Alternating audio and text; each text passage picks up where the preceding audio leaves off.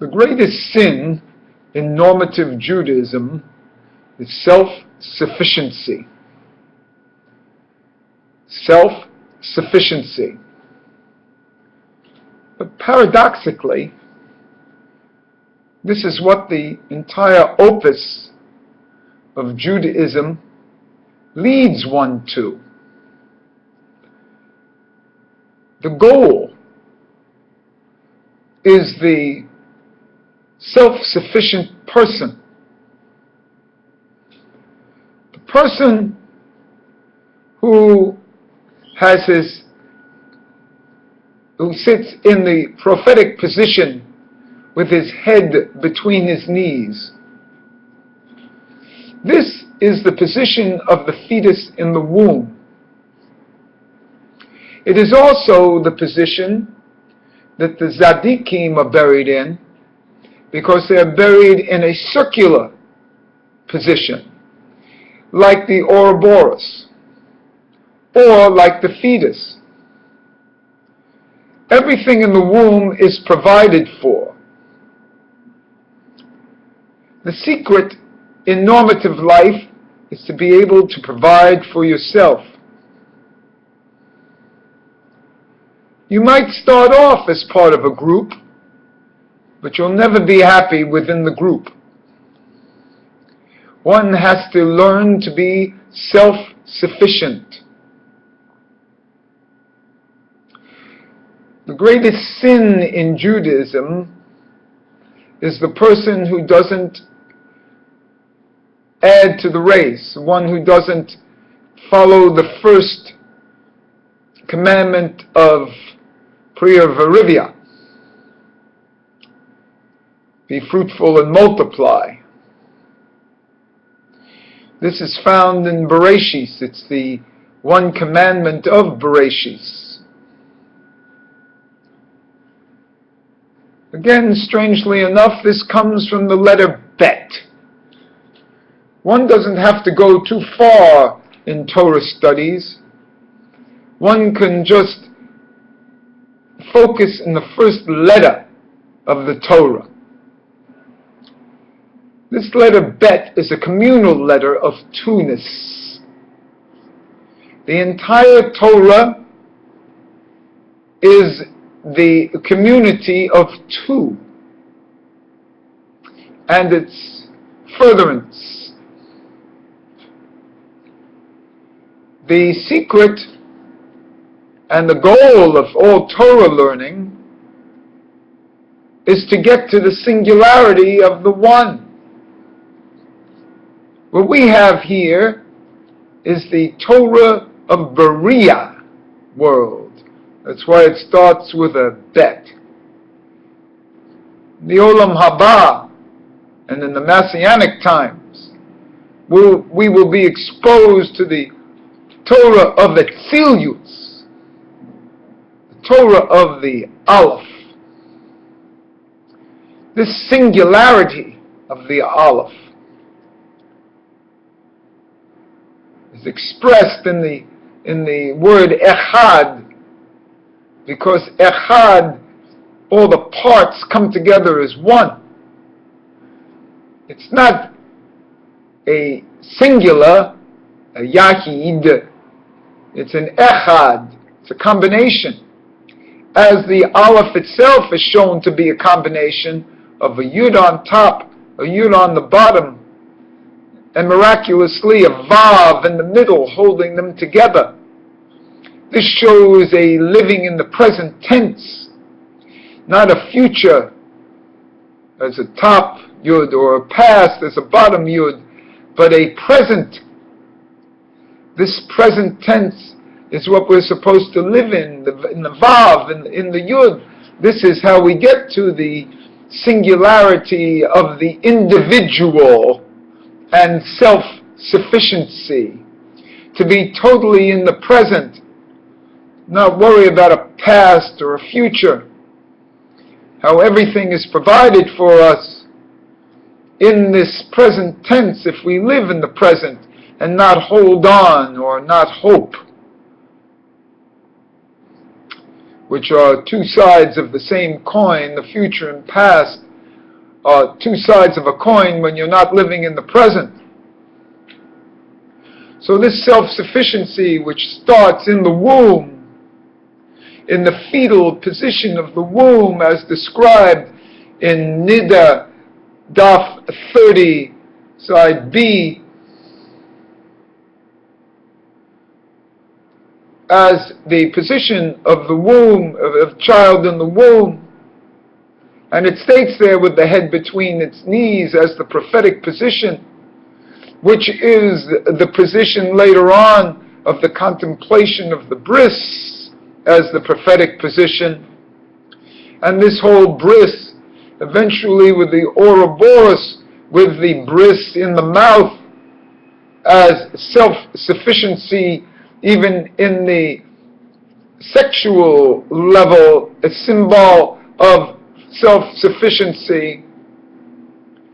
Masturbation as the greatest sin described in the Torah, when all orgasm doesn't lead to fruition.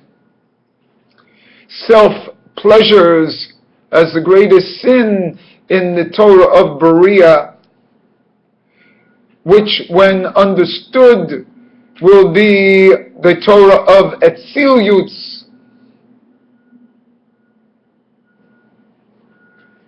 the Torah of Etzilius as the self-sufficient man who meditates in the prophetic position like the prophets did, creates his own Ouroboros. Everything is provided for in the womb, everything is provided for here.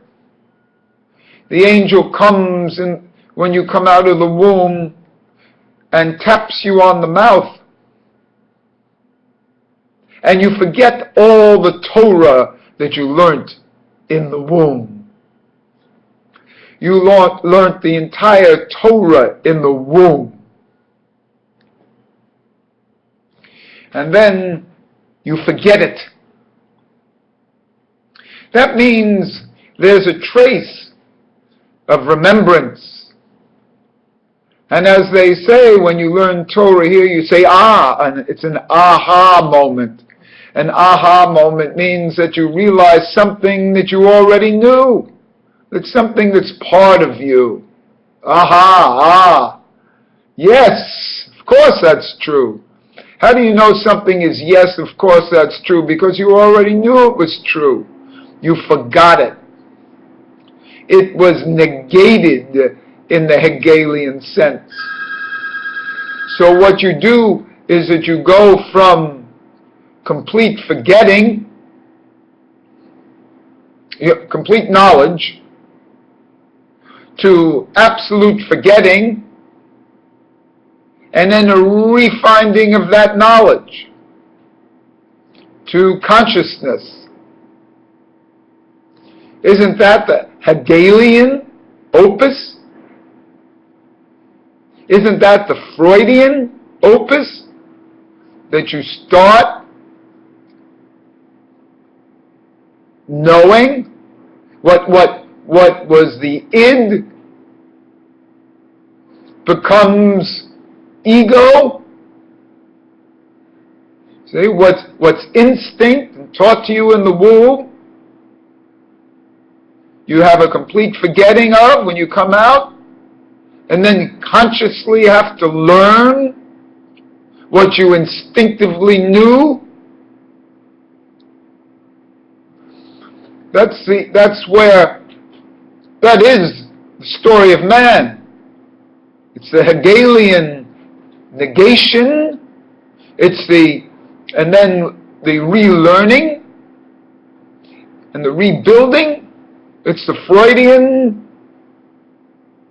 methodology, and that's Torah methodology. All that we are learning in Torah is only stuff that's already in us in a natural religion. We learned all of it in the womb.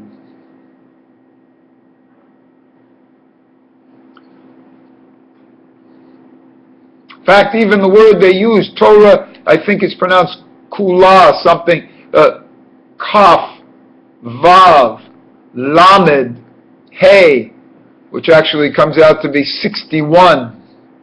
61 is the ayin and ani. It's also the gematria of the Roshei Tivo of Ein Sof, and the hipuk of that Sitra Akra, Ein Sof, Aleph Samech, or Sitra Akra, Samech Aleph, all of it 61. Everything was taught in the womb. All instincts were there. It was taught by the third party, meaning Hashem.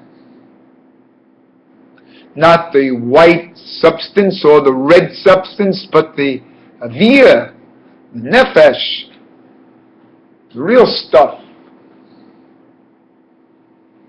The middle part, the vav. And so, this self-sufficient person in the womb, self-sufficient by nature, his food is provided for, his learning provided for. And then when you come out, you have to take on by yourself what was already provided for in the womb until you restate a self-sufficiency.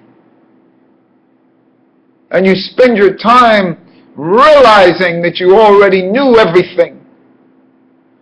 And so this negation is the removal of the blocks of forgetfulness, of forgetting itself.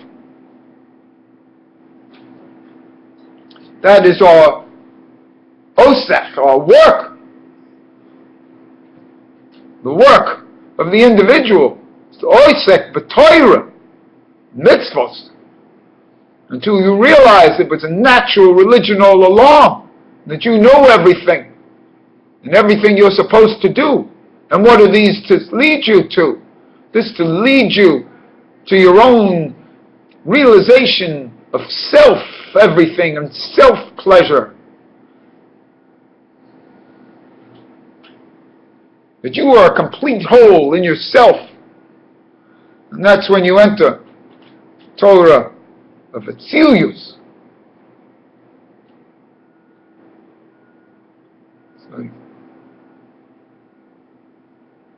So sometimes the greatest sins are emblematic of what you're supposed to do.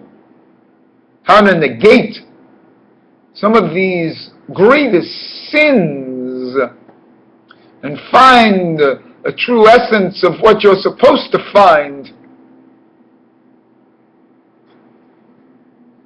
To live in the present. Check your own life. See if you're happy, or in Freudian terms, civilization and its discontents. See how you're going to proceed in the future to really understand what you really knew in the womb. And so, the blessing is that you will be buried by the community in a circular position, in the prophetic position of the head between the knees, as you started in the womb, because you found yourself completely self-sufficient as you proceed on.